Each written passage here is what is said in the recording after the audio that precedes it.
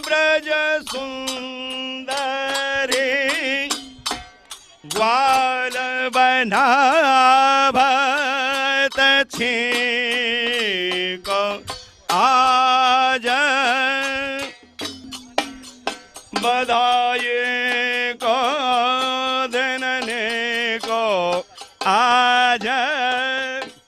जय श्री कृष्णा। वैष्णवाचार्य श्री द्वारकेश लाल जी महोदय अहमदाबाद से पधारे हैं और न्यूयॉर्क की धरती पर जब पुरुषोत्तम मास प्रारंभ हो रहा है तो उसके साथ साथ आपके द्वारा भागवत सप्ताह का जो अमृतमय रस है वो यहाँ के श्रद्धालुओं तक पहुँचने वाला है। स्वयं परमात्मा ने कहा कि ये मास पुरुषोत्तम मास से पहचाना जाएगा और इस समय जो पुण्य कार्य करेगा उसको फल मैं स्वयं दूंगा, इसलिए इसको पुरुषोत्तम मास कहते हैं। और इस दरमियान जो भी किए हुए सत्कार्य हैं उसका फल स्वयं भगवान देते हैं, अनेक गुना देते हैं। तो ऐसा एक सुंदर अवसर न्यूयॉर्क टेम्पल में आया है। आप सब इस कार्य में, सुंदर कार्य में जुड़ें और अलौकिक फल को प्राप्त करें, ऐसी शुभकामना कर देता हूँ।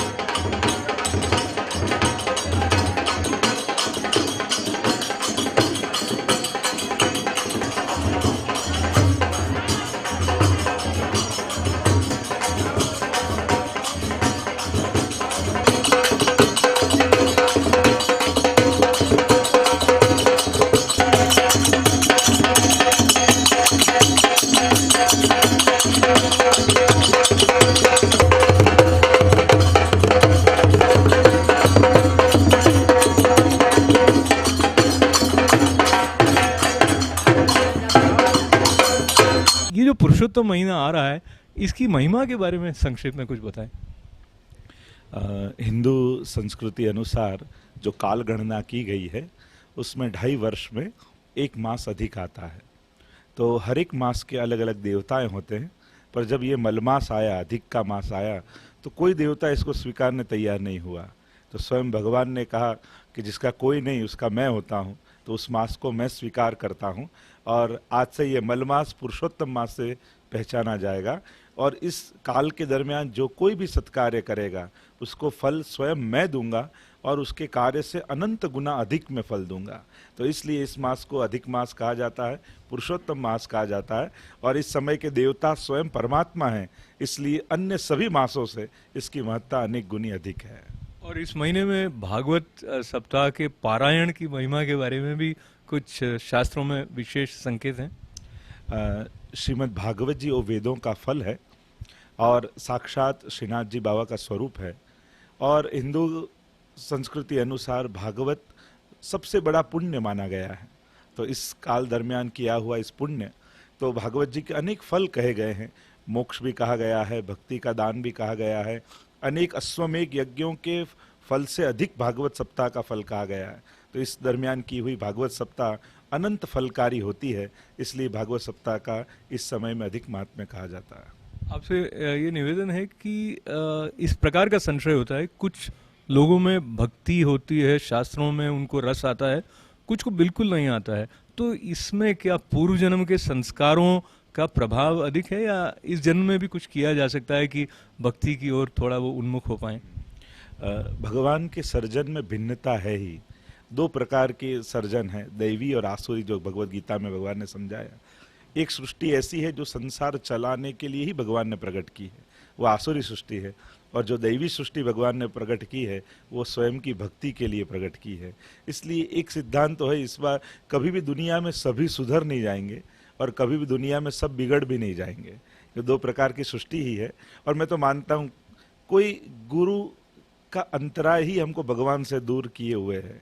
जिस दिन सदगुरु जीवन में प्रवेश करते हैं उस दिन भगवान भी उस गुरु के माध्यम से, उनके वचन और विचार के माध्यम से हमारे जीवन में प्रवेश हो ही जाते हैं। तो संग का ही कुछ फर्क है। जिस दिन अच्छा संग मिल जाता है उस दिन विचार बदलने लगते हैं और वृत्ति बदलती है तो प्रवृत्ति भी बदल जाती है।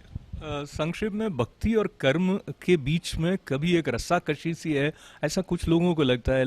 यदि बहुत अधिक भक्तिमय हो गए तो कर्म से दूर हो जाएंगे, इसके संबंध में आप क्या बताएंगे? कर्म मेरी दृष्टि से भगवत गीता के अध्ययन के अनुसार एक है निष्काम कर्म, एक है कोई फल अन्न की इच्छा के बिना जो किया जाए निष्काम कर्म, और एक है भगवत प्रीति अर्थ कर्म।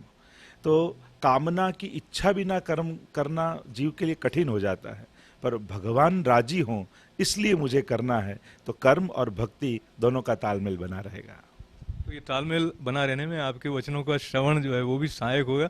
आप न्यूयॉर्क पधारे हैं और आपके माध्यम से ये जो भक्ति की तीव्रता है उसको प्राप्त करने में कई श्रद्धालुओं को सहायता मिलेगी, प्रेरणा मिलेगी। आपका बहुत बहुत धन्यवाद, प्रणाम।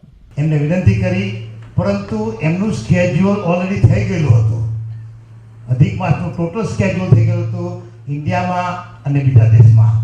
તે છતાં પણ એમાં ફેરફાર કરીને આપણી સમક્ષ આપણને હા પાડી, આપણને બધાને, અને આપણી સમક્ષ આજે હાજર છે।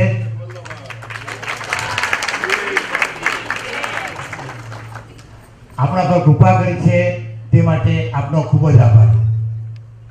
સાથે સાથે આપણે બધા પણ નસીબદાર છીએ કે એમને એમનું સ્કેડ્યુલ ચેન્જ કરી અને ન્યુયોર્કમાં પધારવાનું નક્કી કર્યું। તો તમે આપણે એવું પણ કહી શકાય કે ગુરુજીના આશીર્વાદ આપણને મળી ગયા છે। આજે એમની પવિત્ર વાણીની જ્ઞાન ગંગા આપણા આંગણમાં વહેશે અને એમાં આપણે સ્નાન કરવાનું છે। एक वस्तु जीवन में याद रखो, मृत्यु ने मारी नहीं शकाय, मृत्यु ने केवल सुधारी शकाय છે। અને કેવળ મૃત્યુને સુધારવાનો એક જ ઉપાય છે કે જીવનને સુધારીને જાઓ। રાધે કૃષ્ણ ગોવિંદ ગોપાલ રાધે માધવા, राधे कृष्ण गोविंद गोपाल राधे माधव।